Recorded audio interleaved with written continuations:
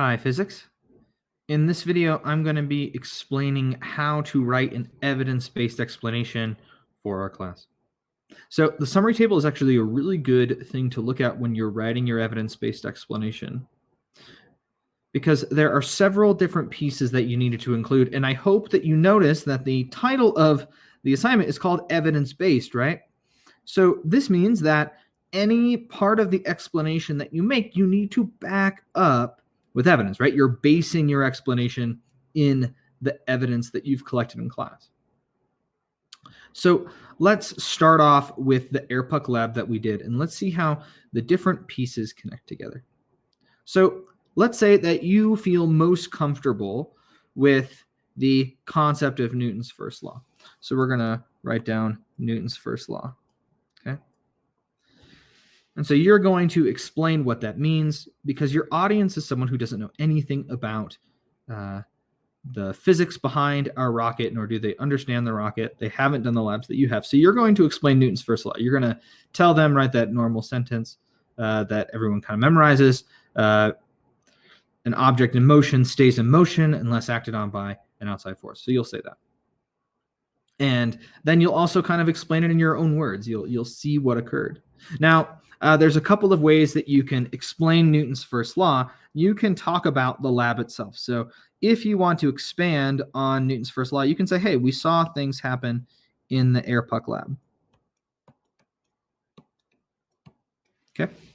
And so you're now automatically backing up your concept of Newton's first law in evidence. Or you could describe it in your own words. So Newton's first law in your own words.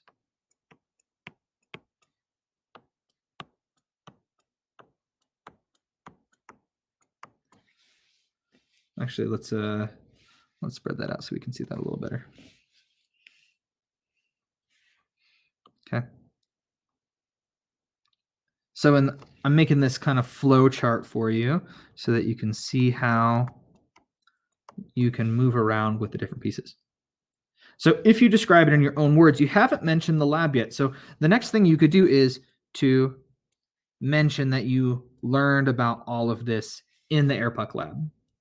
You don't have to describe what you did in the lab unless you're using it to back up unless you're using it to expand on what your concept is discussing.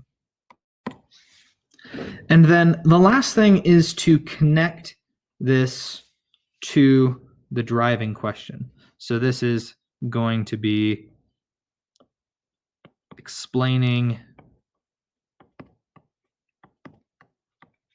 how the concept, or how Newton's first law connects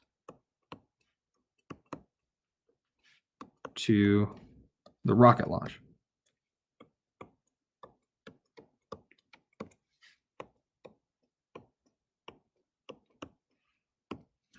So then you can connect it here. Okay.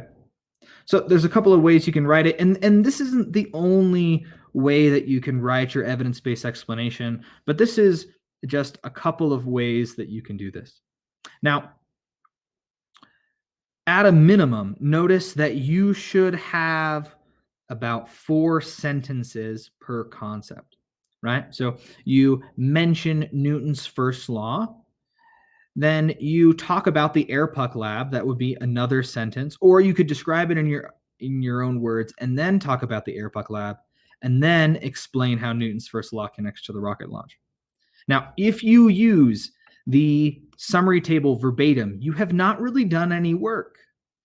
So what you're going to need to do is you're going to need to put a lot of stuff into your own words. Remember, this is someone who doesn't know anything about the situation. They don't know the science. They don't know what you've done in class. So you need to expand upon what's been done. So I would say explaining how Newton's first law connects to the rocket launch is going to be at least 2 sentences. Talking about Newton's first law is going to be at least 2 sentences. The Airpuck lab, if you're just mentioning that that's where you get your evidence from, that's 1 sentence. But if you're describing Newton's first law with the Airpuck lab as your example, well, then that's going to be at least 2 sentences as well. So each concept's going to have multiple pieces to it. It's not just going to be enough to say for every action, there's an equal and opposite reaction, right? That's not going to be enough. You're going to have to add in more. All right, I hope this video helps you write your evidence-based explanation and gives you a path forward. The other part of it is you do need an intro paragraph and a conclusion paragraph. This is like an essay that you would write in your English classes, but instead you're using science as your content to write it. So mention what are the main concepts that you're going to be expanding upon? What are each of the paragraphs going to be talking about?